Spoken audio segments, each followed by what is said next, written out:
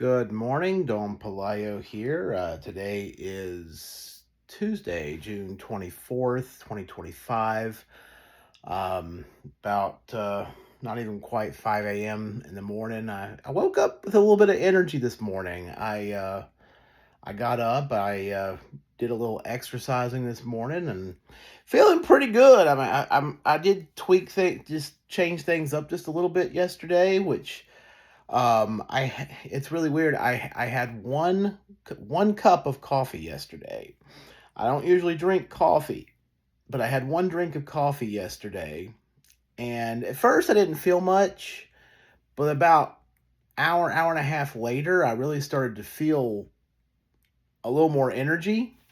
I'm also trying to make sure I get enough steps in. I want to try to at least have a minimum of 5,000 steps a day. I saw my steps on Sunday, and I had 1,500 steps on Sunday. I'm like, okay, I got to walk more. so well, Sunday I went over and I visited my parents, and then I came home, and I didn't do much after I came home that day. So yeah, Sunday was I was so I don't know.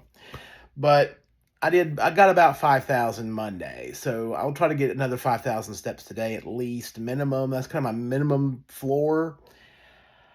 I hit my DoorDash goal yesterday, so I'm feeling pretty good. I may try to drink cup of coffee a day because that seemed to give me a little bit of pep. So I'm going to try that.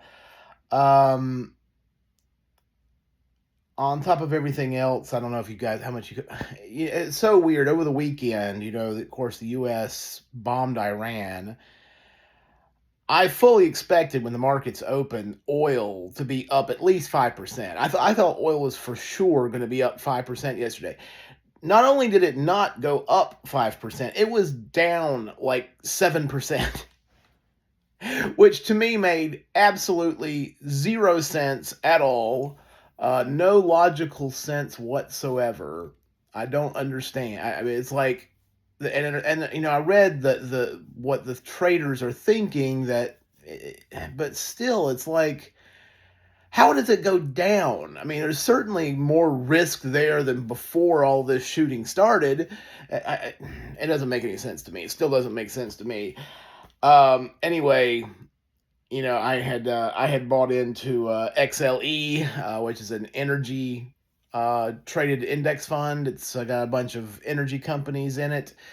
It was only down like maybe like 2.5%, so it wasn't down the full 7% that oil was. But I was just surprised the way it turned out. I'm going to hold XLE until I have showing a profit there, and then I'll depending on what's going on, I'll get out of that position and go more into a standard index fund. But I think oil's not a bad place to be in commodities. Oil, gold, silver. I think all of them are pretty good places to be right now. I'm pretty heavy on commodities right now. I'm actually very heavy on commodities right now. Um, I'm a little bit nervous around stocks, dude. I'm not gonna lie. It feels like the people's budgets are strained. The consumer is strained right now, and I think that's global. The only entities making money right now are companies, are corporations, and that can't go on forever. That's not going to go on forever. When the consumers have started pulling back. I mean, I've noticed it door dashing that people are not, and I've heard other dashers saying the same thing, that people are not buying as much. People are not, ordering as much food and stuff. The people are definitely pulling back on their ordering out. It's been pretty visible. So the fact that that's going on, when Americans start cutting back on their food consumption, there's a problem. So I think we could see stocks decline in the near future. I've got stock exposure. Most of what I have, I have it. My work plan is almost solid growth stocks. I have two mutual funds in my work plan. I have the American Growth Fund, as well with the American Funds Fund Family and the American Growth Portfolio, which is a what they call a fund of funds. It is a mutual fund that has other mutual funds inside of it. It has a little bit more international exposure, so it gives me a little bit of diversification that way. But it's all pretty solid growth oriented stuff. And the reason I'm just letting it ride and growth over there because I'm not planning on touching that money for at least probably 15 years. So I can ride out little hiccups here and there. Um, my IRA that I'm actively managing is right now probably 50% commodities between gold, silver, copper, and oil. The rest of it is divided up into a growth ETF. The Schwab growth is SCHG, large cap growth, and then a dividend SCHD, which is the Schwab dividend fund. And then I do have an individual stock that I've been trading in and out of. I bought into it yesterday, right around $15 a share. It recently has been as high as 19. I'm going to ride it up to 20. I could get it to go to 20. I'm just gonna ride it until it goes to 20, and then I'll probably trade it out of it again. And it's one of these stocks that long term I see some promise with this company. Um, but right now I'm just basically trading in and out of it, just generating profits that way. So I've actually done pretty good with that because I found that stock when I first started trading it. It was down like I don't even know if it was five. It was like maybe like four something a share. And I bought into it. I think it went to like 7 or 8, and I sold out, and it went back down to like 6. Bought back in. It went up to like 10. I sold out of it again.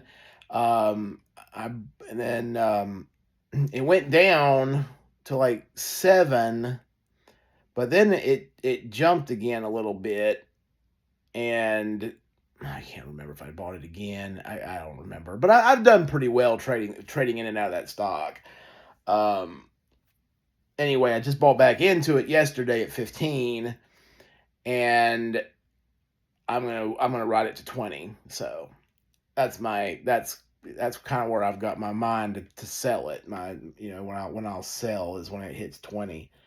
But anyway, so I was just surprised at how well the market held up with everything going on. It's funny how the market used to act 25 years ago, 25, 30 years ago, the way the market would behave to the way the market behaves today. It's like completely different.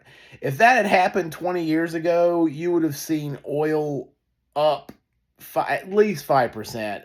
You would have seen the stock market probably come down 3 or 4%, but it was up. The stocks were up yesterday. It's crazy. It's just crazy. But anyway, I'm I am trying to keep myself motivated to hit my daily goals. I've come to accept, because I have like at least 6 different goals, that I've got for myself. And I've just come to the terms with the fact that I'm getting old, and that I just don't have the energy every day to focus on 6 different goals. I just don't have it. So right now, my primary goal is to hit my DoorDash number every day, because to help myself financially. That's my number one goal. My number two goal is to try to get a little bit more physical activity every day. I want to try to hit my 5,000 steps a day. And I lifted weights this morning. Did a little bit of weights this morning. I did a little bit of stretching this morning. I was my legs, I don't know, my legs a lot of times get kind of stiff and tight, and a lot of times that's where I feel a lot of the tension in my body is in my legs, my hamstrings especially. And so I stretched my legs real good this morning. I did calf stretches, I did hamstrings, and I did my quads, and I just got it all stretched out real good. And it's like that. I think that I need to do that more often because that's where I feel a lot of the tension in my body is actually in my legs. Um. Anyway, I how are you? How is everybody feeling about America right now? I wish I had a better feel of where things were going. I know there's a lot of unhappy people right now, and this isn't just in the United States. This is kind of a Western, kind of the advanced economies. Europe has seen some inflation too. They're having this problem in Japan and in China and in several places are not. People always think, oh well, China's eating our lunch and everything. No, China's economy is actually not doing very well right now either. Um, I'm looking around the world at where are people doing well. It's kind of a global thing. I have noticed that the problem is there's a difference between the stock market and the day-to-day lives that the people are living. There's a disconnect there. Corporations are doing great. It's like I noticed that Spain's stock market it's up like 35 plus percent this year, almost 40%. I was like, there's an index fund that is based on Spanish companies. I think it's EWP. I think EWP. It's an index fund that tracks Spanish companies.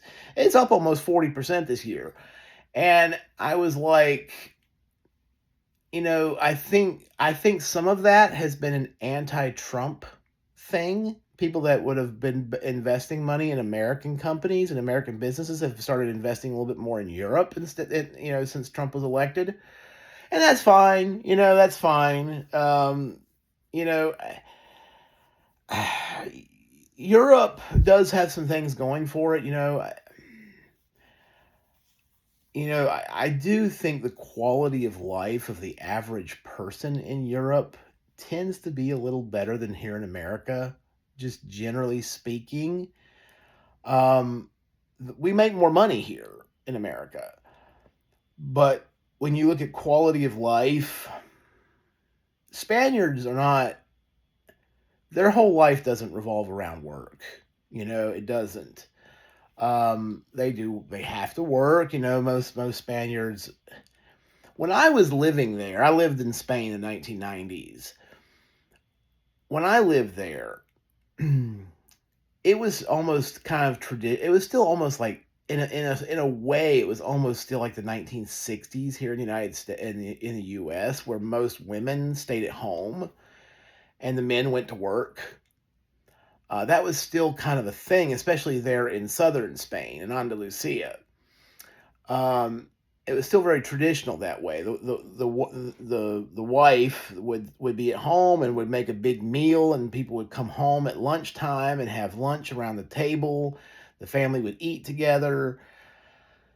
They would rest before they would go back to work for a couple of hours. I think Spain's a little less that way these days. The last time I was there in 2021, I noticed that there were more stores open during the middle of the day during the normal siesta hours, like grocery stores and things like that were open, which back in the 1990s they would have been closed during the siesta. Unfortunately, this corporate business make money society that we've been creating, it's starting to change Europe too. It's putting cracks in over there. They're trying to become more like that, and life's so short. Life is so short. People want to enjoy their lives. We're here for such a short period of time. We just want more time for what we want to do, and we just don't want to feel like we're having to work, a third of our lives away, for what? It's like, for what? You know, in my job, I see these people, a lot of these clients are multimillionaires and they're still working 50, 60, 70-hour work weeks. And you're like, why? For what? Why? If I had $2 million, let me tell you guys what. I would retire today. I'm 48 years old and I would be retired. I could make $2 million work for me and retire on that and be fine.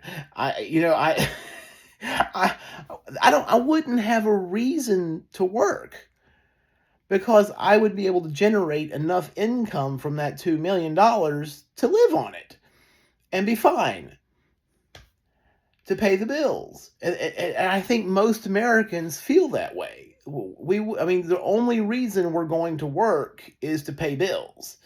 And if we had the money to pay our bills, there would be no reason for us to work.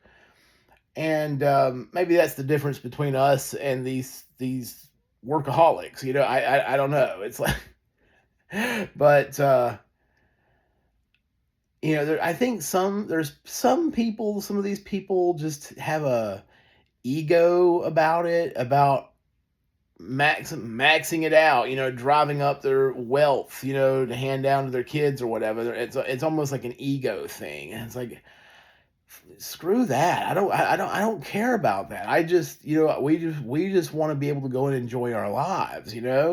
That's the way most people feel. Um anyway, it is what it is. I've been seeing that. I've seen people with net worths of 20, 30. We had a guy that when I was in Florida, he had a $60 million net worth. And it's like they're still running things. And it's like, sorry guys, I would be laying on a beach in Europe somewhere. I'm sorry. That's me. I would be in Europe laying on a beach somewhere. Anyway, but um when it comes to the volatility that we've seen lately, I'm hoping that the tensions with Iran are over. I'm not entirely convinced of that. I guess we'll see what happens. Um, there's been countries saying that they would be willing to give Iran nukes. I think that's a really bad idea. Um, we don't trust each other. The Iranians don't trust us. We don't trust Iran. And it's mostly the Iranian government. We don't trust the Iranian government. We don't. I don't personally. I don't trust the Chinese government. Um, there's a lot of mistrust. A lot of mistrust between, and it's the people. I think the people, the citizens, I feel like are all pretty good. For the most part, are good people. I think the average Chinese person seems to be friendly. Um, I don't know too many Iranians, but I imagine most of the Iranian people are fairly friendly. But it's these governments that are just, I don't know, the Chinese Communist Party, the Iranian regime. It's like, just most of the people just want to live their lives in peace. They don't want to be manipulated, controlled by their governments the way they are in these countries. America, we're controlled a different way. Our governments don't really, you know, we're not really controlled by our governments so much as it is we're controlled by the need to work. It's like we have to work in order to sustain ourselves, to have a roof over our head, to have food on the table. It's like out of necessity, we work. So it's not even so much our governments that is the problem, although sometimes I think the government keeps those things in place so that we have to work. I do feel like there needs to be a little better balance of power between business and the workers. Historically, I haven't been real wild about unions, and I think the reason is because I remember a little bit of when the unions got a little bit too big for their britches. It's like the power gets out of whack one way or the other. We just need an even balance. We need a very even balance between business and labor.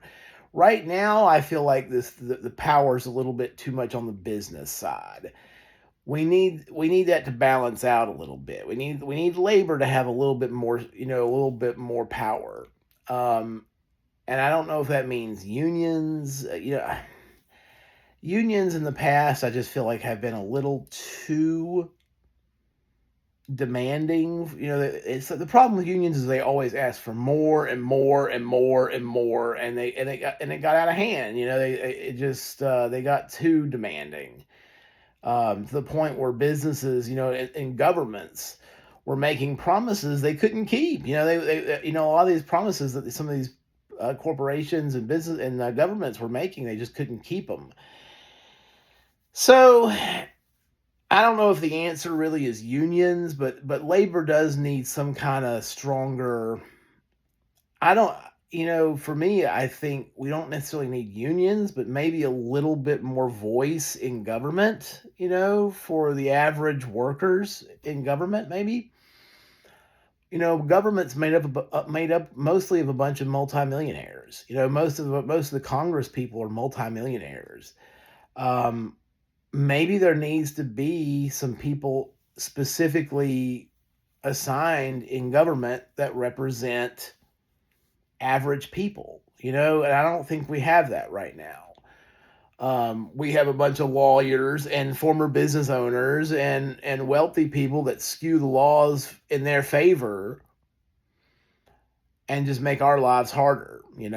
So I think that needs to be a thing. I think ordinary people need to try to get some control in government. Um, so that might be an idea. Anyone that's thinking about it might be an idea. Anyway, I'm gonna get going. I need a shower and get ready for another fun-filled day at work. I was out. I went to work. I got to work yesterday morning. I think I got there about 6:30, and I worked last night, including my door dashing, until about 8 o'clock. So those are my days. I mean, I worked 13 and a half hours basically yesterday. I worked through lunch too. It's like I'm not just goofing off during lunch. I'm usually working through lunch. So it is what it is. Anyway, you guys have a great day. We will talk to you again here soon. Don Pelayo checking out.